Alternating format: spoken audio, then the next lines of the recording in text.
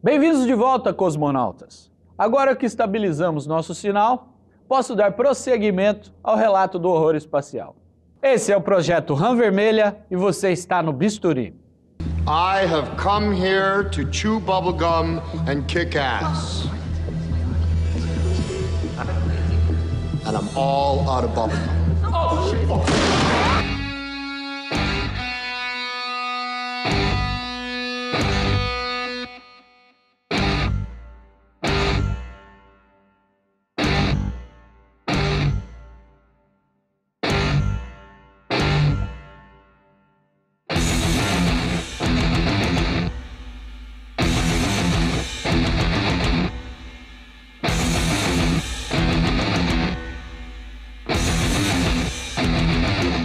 Onde estávamos? Ah, sim! Na explosão do sci-fi de horror desencadeada por Alien.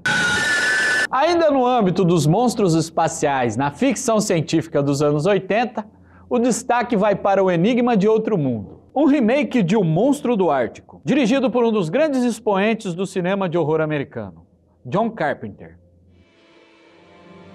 A reimaginação de 1982, com ênfase especial à paranoia, por conta de um antagonista alienígena capaz de assimilar a estrutura celular de suas vítimas e se passar por um humano. Dividiu a crítica de início por conta de sua explícita e convincente violência gráfica, mas se tornou um grande clássico cult com o passar dos anos.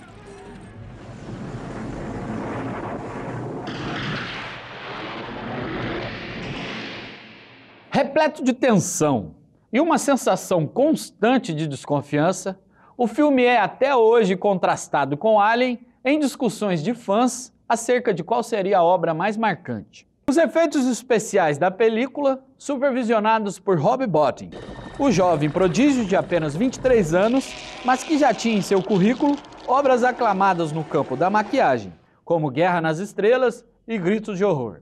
São até hoje citados por sua qualidade, conferindo um senso macabro de realismo ao enigmático monstro metamórfico e suas sucessivas e grotescas transformações. Clear! Clear.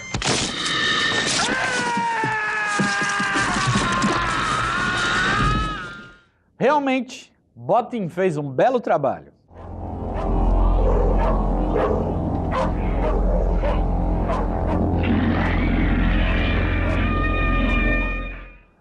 Ok, talvez belo não seja a palavra certa.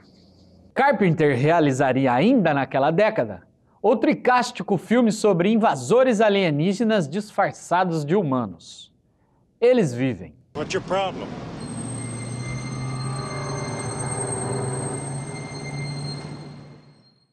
A obra pode ser percebida como diametralmente oposta ideologicamente às produções que denunciavam a percebida ameaça comunista no pós-guerra.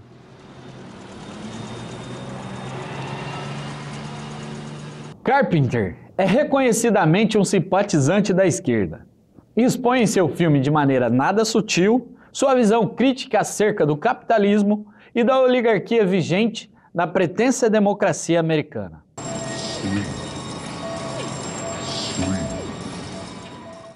Ele retrata o país num estado distópico, inadvertidamente obedecendo às diretrizes das grandes corporações, secretamente controladas por extraterrestres exploradores, que só podem ser identificados através de um par de óculos escuros especiais.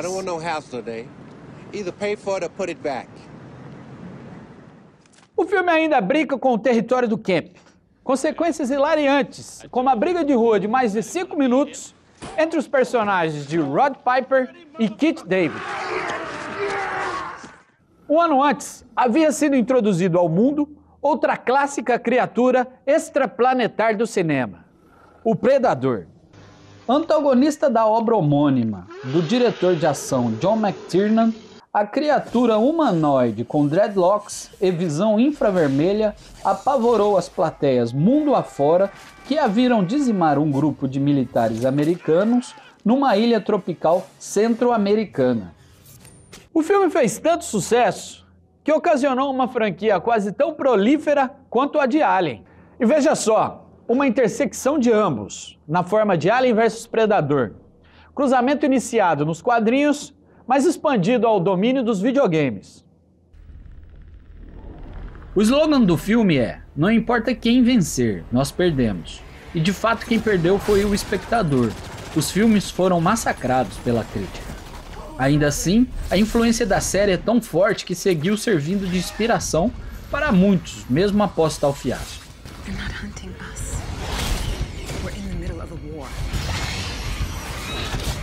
No território do trash, a década de 80 ainda nos serviu de algumas obras, no mínimo intrigantes. Como Criaturas, no qual estranhos seres peludos reminiscentes dos Gremlins chegam à Terra, vindos de um asteroide, e aterrorizam a população. A Noite dos Arrepios, no qual parasitas cerebrais alienígenas zumbificam uma série de pobres terráqueos. Bad Taste, filme de Peter Jackson, aptamente intitulado no Brasil de Trash, em que aliens caçam por carne humana para sua rede de fast food intergaláctica. E o absurdo Palhaços Assassinos, no qual ETs com aparência de palhaços semeiam a discórdia numa pequena cidade norte-americana.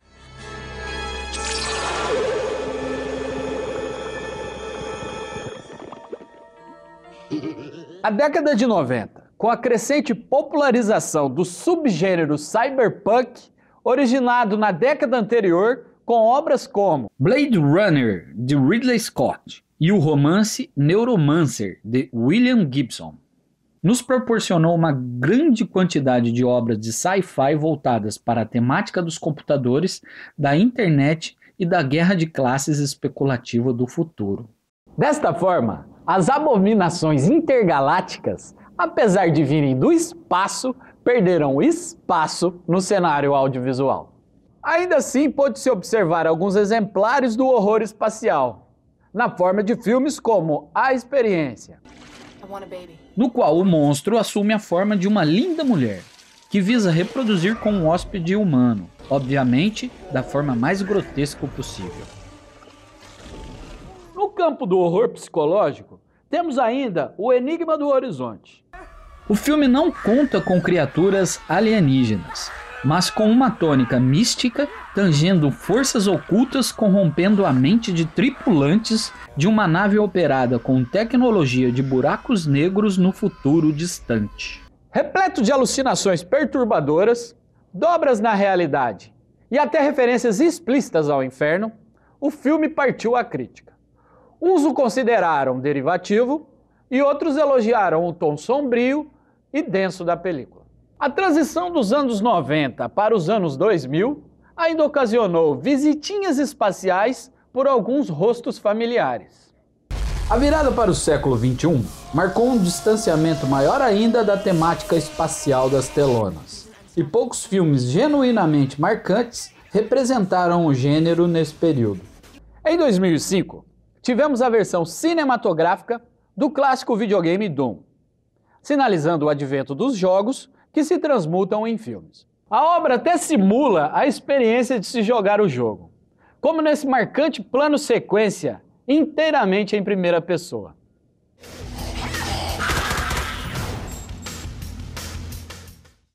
No ano seguinte, tivemos Seres Rastejantes, híbrido de comédia e horror, no qual vermes parasitas extraterrestres avassalam uma cidade rural no sul dos Estados Unidos. Uma homenagem ao trash e aos clássicos do horror de tempos passados. O filme é amado por uns e desprezado por outros, mas todos concordam no adjetivo que melhor descreve o filme: nojento. Em 2007, foi lançado Sunshine, Alerta Solar, que também não contém alienígenas, mas como no Enigma do Horizonte, explora o efeito enlouquecedor da longa estadia no hostil espaço sideral. O monstro da vez é um capitão psicótico que se transformou em uma aberração após ser exposto à intensa luz solar. Na década de 2010, que está em sua metade, ainda não há um filme que possa ser pontificado como um clássico do gênero. Mas são dignas de menção obras como Apollo 18, que hibridiza o terror espacial com o found footage, retratando a empreitada fatal de astronautas que viajam à Lua e descobrem que esta é habitada por agressivas criaturas rochosas. Há também o inventivo Ataque ao Prédio, produção britânica, na qual uma horda de alienígenas peludos, desprovida de olhos e de dentes e sangues fluorescentes, fortes candidatos a adentrarem o cânone de monstros memoráveis da história do cinema, aterrissam num pauperizado bairro inglês e travam uma sangrenta batalha com os locais.